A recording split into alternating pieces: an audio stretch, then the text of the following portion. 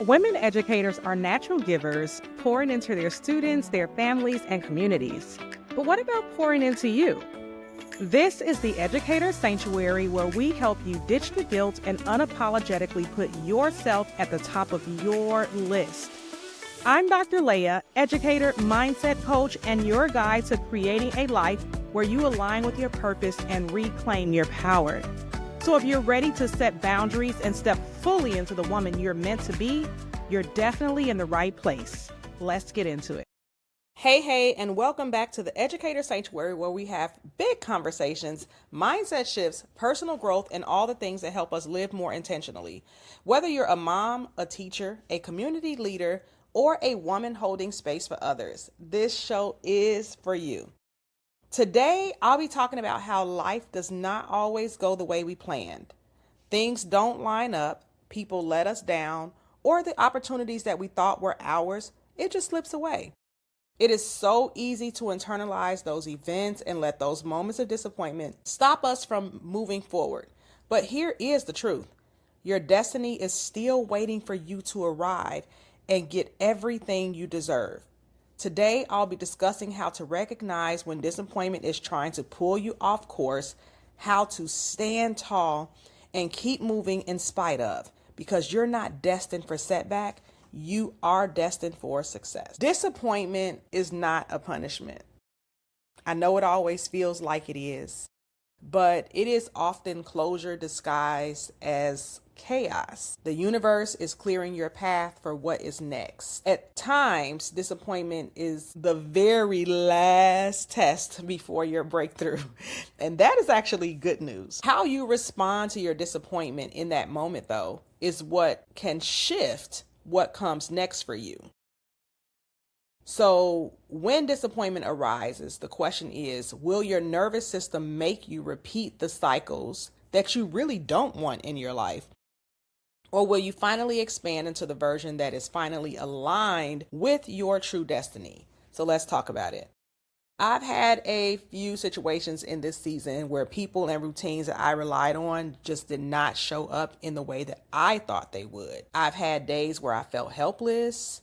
I've had days where I have definitely been frustrated by the inconveniences. And there were days that I just cried about situations. I kept asking myself, like, hey, what would a higher version of me say or do in this situation? Instead of spiraling out of control like I would do. And I realized this disappointment has been showing me exactly where I have gotten way too comfortable, where I had been holding my expectations too low and relying on things outside of my control. So instead of lashing out and feeling defeated, I decided to change my response, and I started observing it and saying, okay, I see this and I feel this, but now what? Even for things that seem small, disappointment can make them feel super big. So there was a time not long ago, I hired a driver. And when I first hired him, he went on vacation. So he said basically like, hey, I can start working, but I already had this vacation planned. And so I won't be able to meet these demands on your schedule. But once I come back, I'll be available. And I'm like, okay, this is no problem. So my alternate plan was to Uber. And in the first couple of weeks, it was a little bit difficult because it was during a season where I guess Uber fares were high anyway. And so there was one particular day when I needed a ride, and the ride, it would normally cost me about $10 on an Uber. But for that particular date and time, it had spiked to $50 due to their surge rates. So in a panic, I'm like, oh my gosh, I'm going to be stuck. I'm not going to be able to make it home. I decided that I was going to ask a few people that were going in my direction. Unfortunately, everybody said no at the time. And I remember in the moment, I'm like, I just wanted to cry. But instead of crying, I shifted and I said, I cannot control the situation. I can only control how I respond to the situation. So I had told my daughter, We'll just walk to a nearby restaurant, we'll grab some food. And my intentions were to sit down and eat and drink and have a good time, and I wait for the prices to adjust. And that is exactly what happened. Now, while that moment was inconvenient because I wanted to go home and I couldn't, I sat and I enjoyed my lunch and I enjoyed my conversation and my time with my daughter. And once the prices dropped back down to normal, I was in such a good mood. I said, you know what, let's take an Uber and go get a sweet treat. And I went somewhere else and we sat and we had dessert and just enjoyed, time out in the sun. And we did that for a couple of hours before we headed home. Now, even though I arrived home about 4 hours later than I would have, I did not spend my time sitting around moping about what I couldn't control or being disappointed in the people that couldn't help me. Instead, I chose to make the most out of the moment. I thoroughly enjoyed my day because I chose to. And that right there is the real lesson in disappointment. Disappointment itself is never the problem. Oftentimes, that disappointment is a mirror because it shows us where we have been settling or we have been sitting in a space where we actually need to be changing something about our dynamics instead of allowing it to continue to grow. It shows us where we may or may not have been relying on the wrong sources. It shows us where we may or may not have been expecting the world to show up in the way that we thought they should, instead of stepping into the responsibility of how we are supposed to show up for ourselves. So if you think about it in this way, it's like if someone doesn't show up for you, that's not a betrayal. It's a truth. It's not the fantasy that you built in your mind of how things should be. Disappointment is a closure of something disguised as chaos. It is the universe's way of saying you needed to see this now and clear this up now. Why? Because clearing it up helps us move into our life of expansion and abundance. That is very hard to do if we're holding on to things that no longer serve us. I also believe that disappointment is at times God saying, this isn't your source. You're depending on the wrong thing. You're depending on the wrong person. You're depending on the wrong expectation. And when that source doesn't deliver, you feel like it's a punishment, but often it's just a clearing, a preparing for the path that is truly for you. Sometimes disappointment stings because it exposes old patterns in us. Things that we don't like to see. No one likes to see the parts of them that are not that good and that need to be worked on. Not even me. We like to give, and we expect other people to mirror that generosity. When people don't do what we think they should do, it hurts us.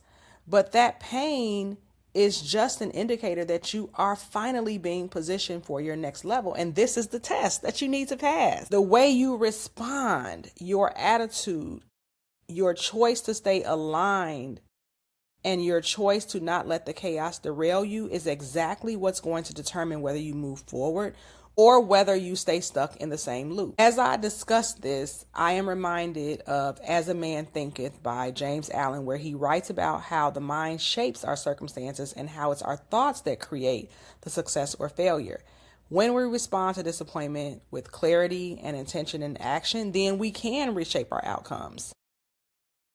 Then we have Ask and It Shall Be Given by Esther and Jerry Hicks. They also emphasize the power of our words and our focus. Disappointment is a chance to realign your energy, your words, and your attention towards what you actually want, not toward the frustration or the fear. And then I've said this before in a previous podcast, Bob Proctor. The situation is just a situation.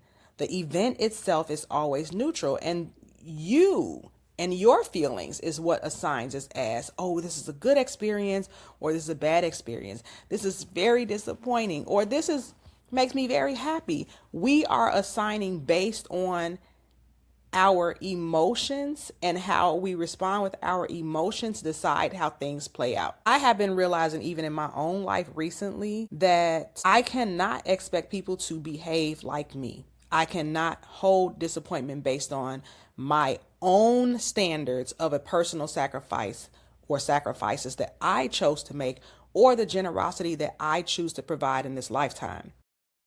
That is what growth is. My old version of me, I would settle and try to act like settling didn't bother me when it did. I would be stuck on the fact of how people made me feel, and I would not be able to move on. I would be playing it out in my head, making myself the victim. And I realized that none of that serves me. I need to move on from that mentality. And so I'm thinking about this as like, okay, what would be good for the listeners for today's homework? Because I know that we all experience disappointment in our lives. And a lot of times we are disappointed in people and people close to us. And as I was thinking about that, I realized that it is rarely the current situation that sends us spiraling into said disappointment. It is always an underlying expectation, a pattern in our life that's resurfacing, or an old belief, usually tied to self-worth or self-respect, that comes up and is being triggered and needs to be dealt with. So the homework is to think of a recent moment of disappointment and identify the root feeling. Were you not feeling seen in the moment? Do you feel like you were being taken for granted? Do you feel like you were not being respected? What is the root cause of the disappointment? Typically, whatever the situation is happening is just a trigger for the feeling, and we need to deal with the root of the feeling. So when I told my story about the ride, I thought about the ways that I always felt like I was showing up for other people, where I felt like people rarely showed up for me. So it was not about the people that said no. The people that said no, they barely really knew me. They were just people going my way. They don't have anything against me personally. But what it did bring up is like, man, I'm always there for other people and people are rarely there for me. That's what I felt like in that moment at that time. I no longer feel like that today. I had to look at it at that time. So when you get into your homework, where does your story come from? What old loop is trying to replay in your life right now? And how can you show up in a way that proves you don't need anybody to validate you? Then and only then will you begin to rewrite the negativity that keeps you down and disappointed. Disappointment itself is never the end. It's typically a clearing, a test, and often a mirror showing you what or who needs to be left behind. And not in the sense where it's like, I'm not dealing with that person anymore, but left behind in a sense of, I'm not holding this person accountable for how I'm choosing to feel. How you respond, the choices you make, the energy that you hold behind it, and the way that you show up for yourself determines the next steps in the life that you're creating. Don't let your disappointment steal your destiny, because the steps you take right after your disappointment is going to lead you somewhere. And if you choose wisely, it'll lead you to your breakthrough that's on the other side. So if this episode resonated with you, please share it with at least 5 friends, because sharing is caring, and what you put out, you actually get back tenfold. Also, if you're in a place in your life where you are disappointed at not being where you thought you should be, you are absolutely not alone. For the past few weeks, I have been working with educators and women in transition who want to step out of what's comfortable and into the life they're meant to live. Teachers who want out of the classroom, educational leaders who are ready to take their skills to another sector, or women who just want something more than what they're doing right now. If that sounds like you, my Beyond the Bell cash flow blueprint may be just a thing that brings your life back into balance. All the information is linked here in the show notes, whether you're ready to take action now, or if you just want to reach out to me with questions to see if it's a good fit for you at this time. Even taking that small step is a way of showing up for yourself and moving towards a life you actually desire and deserve. Remember, every single step you take towards yourself matters the most. And with that, I'm grateful for your presence here in this episode. I cannot wait to meet you in the next one. Talk soon. Thank you for joining me in the Educator Sanctuary, where we create a space for women educators to reclaim their power and prioritize themselves unapologetically. If you've loved what you've heard, please do not forget to subscribe, leave a review, and share this podcast with other amazing women who need to hear this message. Until next time, remember, you are capable, you are powerful, and you are absolutely worthy. You've got this. Talk soon.